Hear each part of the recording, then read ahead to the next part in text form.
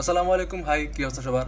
আমি তানজিল ইবনে জসিম, বর্তমানে পড়াশোনা করছি ফার্মেসি ডিপার্টমেন্টে ইউআইটিএসে এবং আমি অষ্টম সেমিস্টার মানে ফাইনাল সেমিস্টার একজন স্টুডেন্ট। আমার কাছে ফ্রেশার অথবা ফার্স্ট সেমিস্টার যারা আছে তাদের কাছ থেকে সবচেয়ে বেশি যে কমন কোশ্চেনটা আসে সেটা হলো যে ভাইয়া ঠিক পড়াশোনাটা কীভাবে করবো, দীর্ঘ সময় যে কনসিস্টেন্সি সেটা কীভাবে রাখবো এবং ঠিক কী ওয়েতে পড়াশোনা করলে আমাদের পড়াশোনাগুলো সবচেয়ে বেশি মনে থাকবে বা আপনার মনে রাখার কী টেকনিক। আচ্ছা, সো মনে রাখার জন্য আমরা এক এক টাইপের টেকনিক ফলো করে থাকি। তার মধ্যে আমি যে টেকনিকগুলো ফলো করি সেটা তোমার সাথে আজকে শেয়ার করতেছি। সো পার্সন ভেদে কিন্তু এই জিনিসটা চেঞ্জ হতে পারে, সো তোমরা তোমাদের মতো করে মডিফাই করে নিতে পারো। প্রথমত, দীর্ঘদিন মনে রাখার জন্য বেশি কমন টেকনিক হলো লিখা। এখন এটা কীভাবে লিখবা? তুমি কি প্রতিদিন লিখবা, না কখন লিখবা, কী লিখবা, দেখে লিখবা নাকি না দেখে লিখবা? এই যে এত কিছু মানে ছেঁড়াবেড়া অবস্থা না করে তুমি যখন পড়বা সেটা পাশে পাশে একটা খাতা রাখবা। ওই খাতাকে বলে প্র্যাকটিস খাতা। ঠিক আছে, তোমার নোট খাতার পাশাপাশি একটা প্র্যাকটিস খাতাও রাখবা, যেখানে তুমি শুধু হাত ঘোরাবা বা তুমি শুধু কলম দিয়ে লিখবা। কী লিখতেছো এগুলো আসলে ম্যাটার করতেছে না, আমি এগুলো কখনোই ফলো করি না। কী লিখতেছি আমি জাস্ট যখন পড়তেছি তখন পাশাপাশি আমি হাত ঘোরাচ্ছি, মানে যেটা পড়তেছি ওটা একটু জাস্ট খাতায় যাবে ঘোরাচ্ছি। ঠিক আছে, তো আমি টেকনিকগুলো প্রায় প্রথম সেমিস্টার থেকে ফলো করতেছি। মানে প্রথম সেমিস্টার যখন দেখলাম যে আমার এই যে পড়া মনে থাকছে না, তো তখন থেকে আমি প্র্যাকটিস করা শুরু করি আর কি।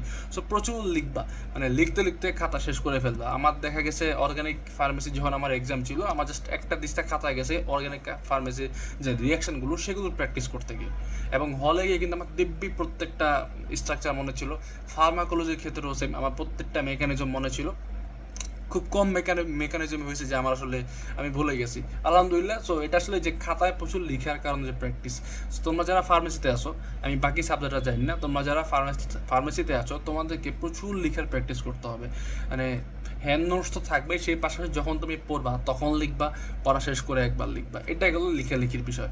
আরেকটা বিষয় হলো, ধরো তুমি আজকে রাতে কোনো একটা টপিক পড়লা, সেটা আগামীকাল যখন ঘুম থেকে উঠবা তোমার পড়া শুরু করার আগে আজকে রাতে যে টপিকটা পড়লা আগামীকাল রাতে সেই সেম জিনিসই একবার দেখে পড়বা।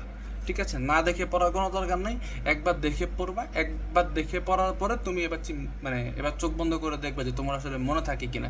এভাবে যখন তুমি এটা প্রত্যেক দিন প্র্যাকটিস করবা, যে রাতে যা পড়তেছো পরদিন ঘুম থেকে উঠে সেটা আবার দেখতেছো, সেক্ষেত্রে কিন্তু তোমার এই পড়াগুলো একটা দীর্ঘস্থায়ী দিন তোমার মানে মাশাআল্লাহ মনে থাকবে বা এক্সাম হল পর্যন্ত তোমার খুব ভালো মতোই মনে থাকবে। এর পরবর্তীতে তোমার মনে থাকবে, এটা আমি অনেকবার আমার নিজের ক্ষেত্রে প্র্যাকটিস করে দেখছি। আমার জুনিয়ররা যখন আমার কাছে টপিক বুঝতে আসছিলো তখন আমি এটা দেখছি। সো এই জিনিসগুলো কিন্তু প্রচুর মানে ইফেক্টিভ। ঠিক আছে, সো তোমরা চেষ্টা করে দেখতে পারো। এছাড়াও তোমরা যদি নিজেরা কোনো মেথড ফলো করে থাকো সেটা অবশ্যই আমাকে কমেন্ট বক্সে জানাও। আমি দেখতে চাই যে ঠিক তোমরা কী ওয়েতে তোমরা এই জিনিস পড়াশোনাটা মনে রাখতেছো, তাহলে আমি নেক্সট আরও কিছু উপায় তোমাদের সাথে শেয়ার করবো। ধন্যবাদ, আসসালামু আলাইকুম।